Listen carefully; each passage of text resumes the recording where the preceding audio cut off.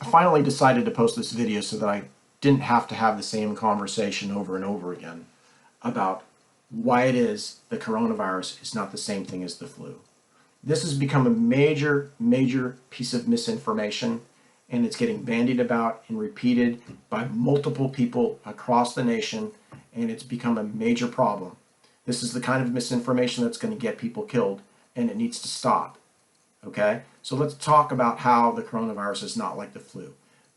The point that is raised inevitably in any conversation that I have with people who are saying this is all just an overreaction is that 60,000 people died of the flu last year.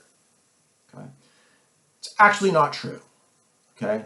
We believe 60,000 people died maybe in 2017, 2018. 2019, the CDC says 30,000 people died last year. Okay?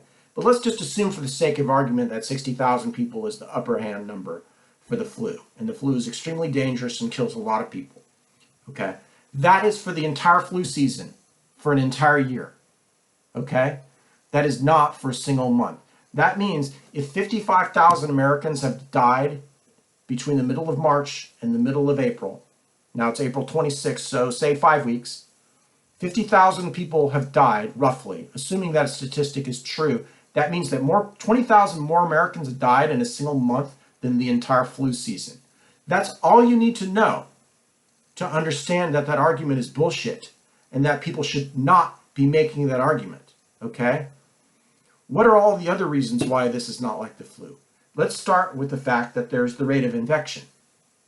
Nobody disagrees that the rate of infection is easily twice, maybe 3 times that of the flu. People can be asymptomatic, which means that you can have it and not know it. And the incubation period can be up to 14 days. So somebody can start to shed the virus before they even get symptoms, can contaminate and infect all the people that they come into contact with, each of whom infects 2 other people on a minimum. And that's why this virus spreads like wildfire, is because it's A, asymptomatic, B, highly contagious, and C, it has a really long incubation period. That's how it's also different from the flu. Finally, none of us are immune to this particular virus. Unlike the flu, which comes through every year, most of us have some immunity already built up to the various versions of the influenza virus that come through the United States. Some of them different in how they react to our bodies, but there's nobody in the United States, almost any of us, who have never had the flu. And the vaccine, along with our herd immunity, protects us from being killed by this virus. The infection rate, like I said, is half that, but it also has a case fatality rate of maybe 0.1%. The best argument that you can present anywhere in the world that actually might be true is in Germany, where they look at the widespread testing and the case fatality rate, and it's maybe 0.4% or 0.6%, which means it's 4 to 6 times more fatal than the flu.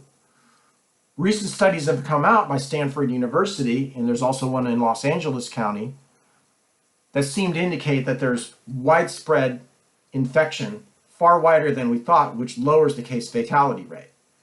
Nobody is taking these folks seriously. All of the scientists who are looking at these studies are seeing flaws that are extraordinary, and they're telling these people that they owe us an apology.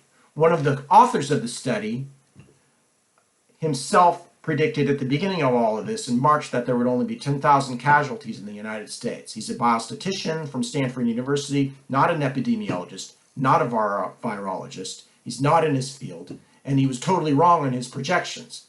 Nonetheless, he's put out this study anyway. It's actually a preprint, not a study. It hasn't been peer-reviewed, but now it's being taken to the bank by all of these conservatives who are saying that, see, this is proof. It's just overblown. Meanwhile, we're stacking bodies like firewood and burying them in mass graves in New York City. So if you just look at what's happened in New York City, that itself tells us that the case fatality rate is far higher than that of the flu. If you assume everybody in New York City was infected with the coronavirus, that would give us a case fatality rate of what? We've got 15,000 people, 8 million, do the mathematics. We know everybody in New York City is not infected. We know that that's not the case. So we know the case fatality rate is far higher than that of the flu. This is not really a subject of serious debate among anybody who's really looked at it. And it's extremely dangerous. It's a massive source of misinformation.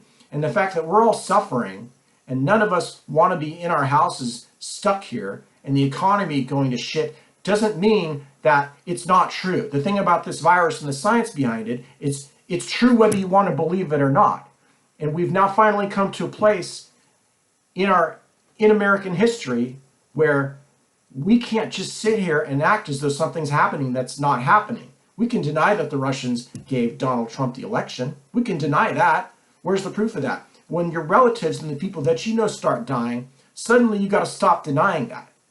And that's the place that we're at. This needs to stop. People need to stop saying this. It's a lie. It's not true. It's misinformation, and it's going to get people killed.